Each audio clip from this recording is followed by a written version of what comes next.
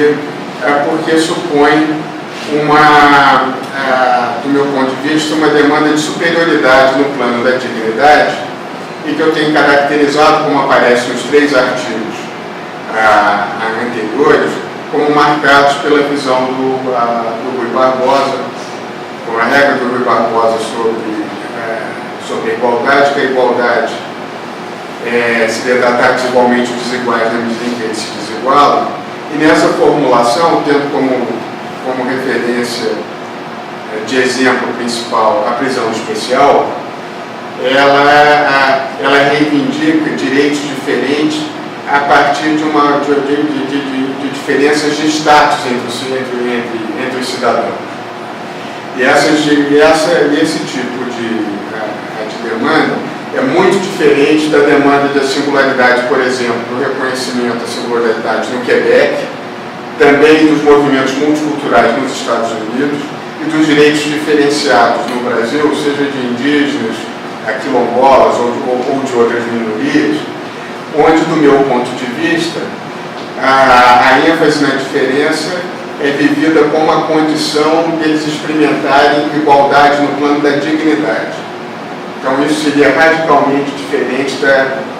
da expressão do Rui Barbosa.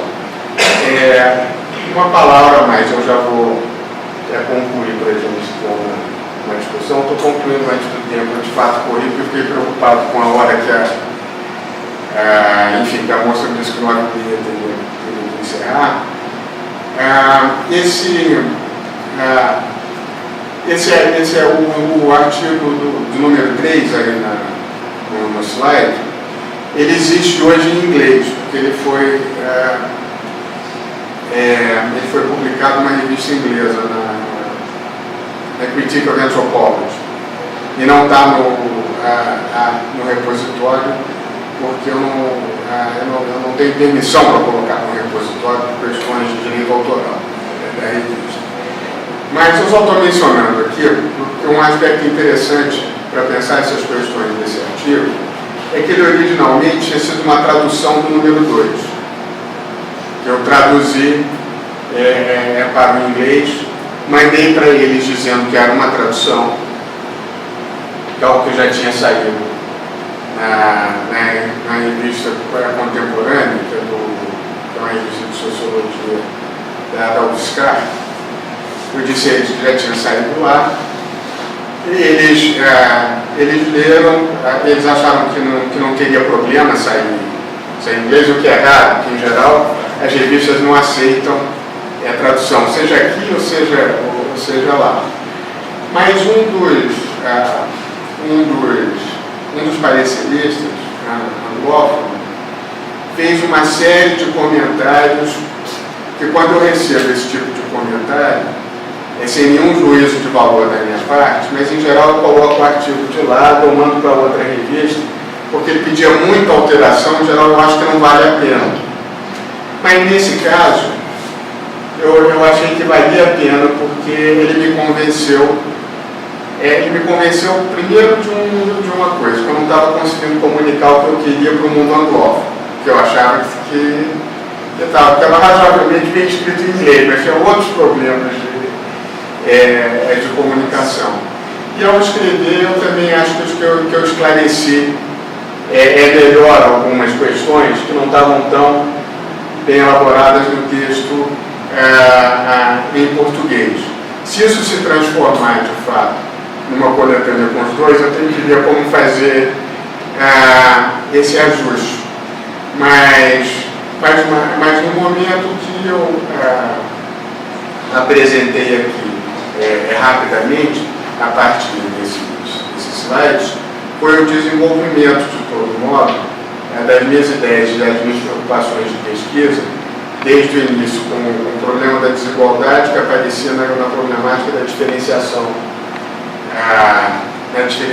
social no campo,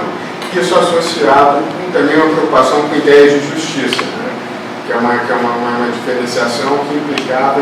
em relações com alguma dimensão de arbitrariedade entre os segmentos diferenciados. E depois tomou esse outro com na pesquisa sobre os juizados de pequenas causas. Enfim, que também a minha tese é envolvida numa série de discussões sobre em que medida esses juizados avaliam equanimemente as demandas de diferentes segmentos da sociedade americana, consumidores e fornecedores, por exemplo, uma série de outras categorias. Depois a preocupação com o Quebec, que eu mencionei aqui, que ela foi motivada a partir do meu artigo entre o justo e solidário, o dilema da cidadania no Brasil e nos Estados Unidos, porque lá eu sugiro que o Brasil e os Estados Unidos têm problemas, têm déficit de cidadania em direções opostas. Nós generalizar direitos impessoais, do cidadão genérico, e eles, a partir da experiência da minha tese de doutorado lá, com dificuldade de reconhecer direitos que demandam necessariamente, digamos assim, expressões de deferência que reconheçam o valor da pessoa, do interlocutor. Eu não teria tempo para dar, nas perguntas eu posso falar sobre os exemplos que me levaram a isso. Mas tinha essa questão, e o Quebec aparecia como uma referência interessante para eu avançar nessa problemática, porque se a singularização, digamos, no Brasil, que demandava tratamento diferenciado a partir de um reconhecimento de status diferenciado do cidadão, sugeria uma desigualdade de difícil legitimação, o Quebec tinha uma demanda de reconhecimento de uma singularidade também, só que lá parecia não caminhar na direção de uma desigualdade de status, mas era uma diferença,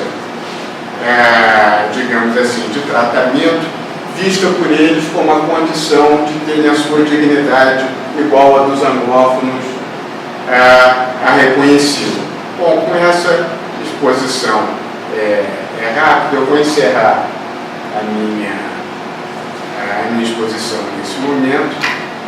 colocando aqui o endereço do meu repositório. Quem tiver interesse em olhar o que está disponível lá, estou disponível aqui para as questões que vierem. Obrigado.